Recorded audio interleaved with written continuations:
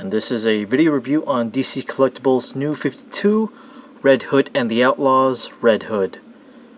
This is our first official new DC Direct DC Collectibles Jason Todd Red Hood. We've gotten a few in the past, but you know, they've all been the dome head. Quick look at the box. That's the only difference, other than that same, you know, white packaging, contemporary packaging. It says Red Hood and the Outlaws. Enough of that. So one thing you will note, which a lot of people I've been seeing, is they've been taking off the arm blades for this figure. They're pretty obtrusive. They're pretty annoying. Well, let me take that back. They're actually not that bad. They are articulated. And the way I popped it up, I just kind of used a bit of force on the pin. I just popped it. I'd recommend treating it. So, you know, heat treating, whether it be hot water or a blow dryer, it'll come off like that. They are articulated, but they only go back, you know, so much. I mean, they still stick out like a sore thumb. So I like to leave them off, just doing so. They don't come off this easily. They don't come off that easily. But since I've already done it, and I'm stuck with this huge bit here, which I can't do anything about unless I trim it down. But the overall sculpt in this guy is very, very cool. He does have the lips.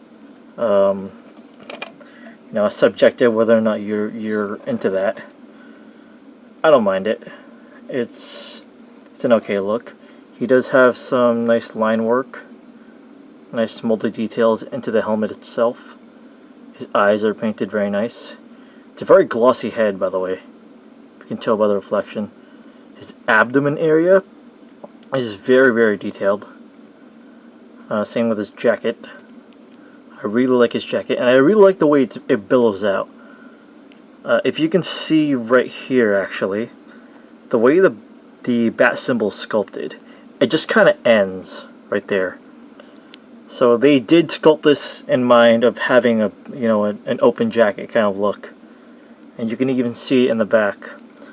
So this area right here, it's kind of a, I don't know if I can't really get that across camera. It's a hard plastic. It is a separate piece that is glued on. You can see more detail in the back. Also forgot to show off the back of his neck hit there. Some, you know, got some kind of stitching or whatever you want to call it. Got zippers. His arm guards are really cool. I really like the color on those. And he does have two pistols. He does have holsters on his belt. He has another one right here. They do fit in. Take this one out.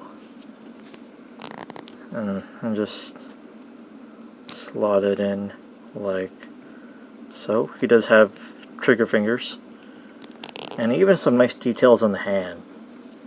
Yeah, the guns are nice. They're a bit thin in order to fit into these holsters, and these holsters they're a harder plastic, and I'll get back to these.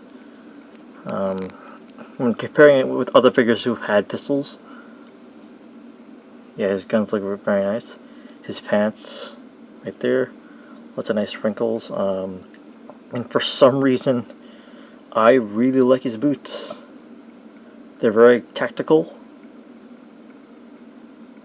Got a peg hole in one foot. You can just see the way it's sculpted. You got that band going around. Even little like nice details like that. Like these kind of ridges going across. Very cool. Articulation wise, he's not that well articulated. And his gun is falling out.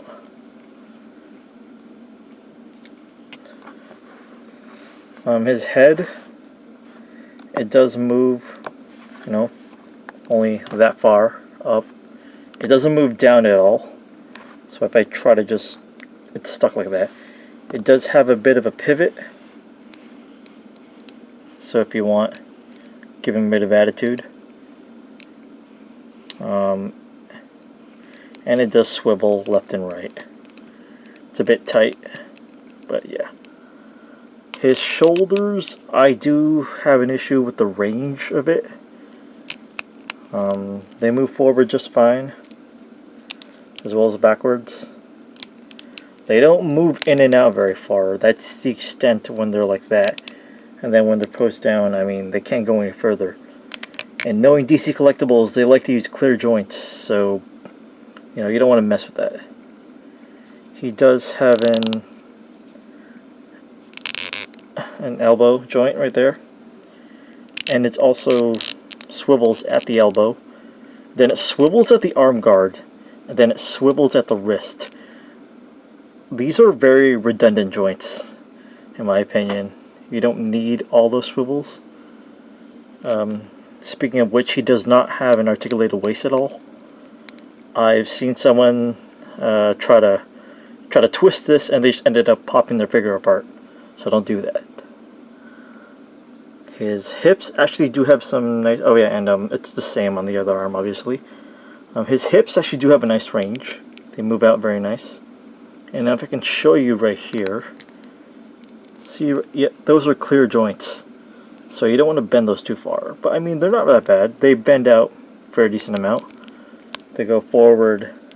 They kick forward okay. They don't move back very far, just because of sculpting here.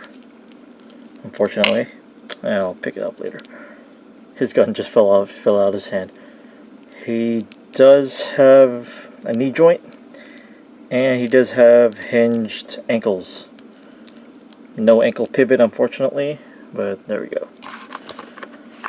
So, you know, it's not surprising with the articulation of these figures, and I can understand people's frustrations just because the thing with DC Direct, I mean, well, DC Collectibles, I should say, they put a lot of effort into the designer series and the video game ones. Like the crime syndicate figures. And if I can bring out an example of that, just have him stand for a sec. Here is the DC Collectibles Arkham Origins Deathstroke.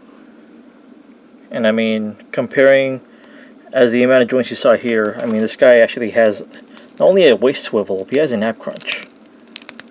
He has double jointed knees. He has, you know, he's definitely one of my favorite figures. I don't have any of the designer series figures, but I mean, this is still one of the good ones.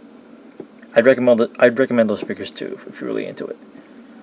Now, what I was saying about the guns and how super thin they are in order to fit into these hard plastic holsters. If you take a look at Deathstroke's. Let me take out his gun for a sec. Now, but let me show you the holster. I'll move his arm out of the way. It's a very soft rubber, soft material. Very pliable, you know. Sort of just bend it like that, like so. And it holds on to his gun very well, which... Let me pull out Red Hood's. Back in focus. And it's not focusing. Okay, whatever. There we go. So I mean, right away, the amount of bulk and the overall sculpt. I don't know my guns. I don't know if they're supposed to be the exact same kind of gun, but you know, just this looks a lot better compared to this skinny little thing. And because of the way the holster is done, it doesn't have any trouble, you know, staying in or fitting and squeezing into that spot. Whereas here, they had to compensate with having, you know, hard plastic by making these super thin. You know, it's a nitpick. Like on the shelf, you're not going to notice it, but for me, I just wanted to point it out. And I guess we should do one of the more important size comparisons. I'll just bring him down for a sec. With the new 52 Batman. I'll just move him off right here. That's how they stack up. and just get him standing straight. I think that's a pretty good size. That's a pretty good scale. So I'm hoping Nightwing and Batgirl are, around the same height. Or maybe I can just move his head a bit further up. But yeah. So I'd recommend this figure if you're a really big Red Hood fan, or if you're a fan of the Bat family. I'd recommend picking him up. If you want like the ultimate best representation of him, it's a nice sculpt, but there's not a lot of variety in terms of how to pose him. I mean, I know a lot of people want to have him with his guns, with his arms bended all the way out, and he unfortunately can't do that. He doesn't have the range to pull that pose off. And yeah, the arm blades are obtrusive, although you can fix that. Albeit it's kind of an ugly end result. Whether or not you want to, trim that off. But yeah, there he is, a DC Collectibles New 52 Red Hood.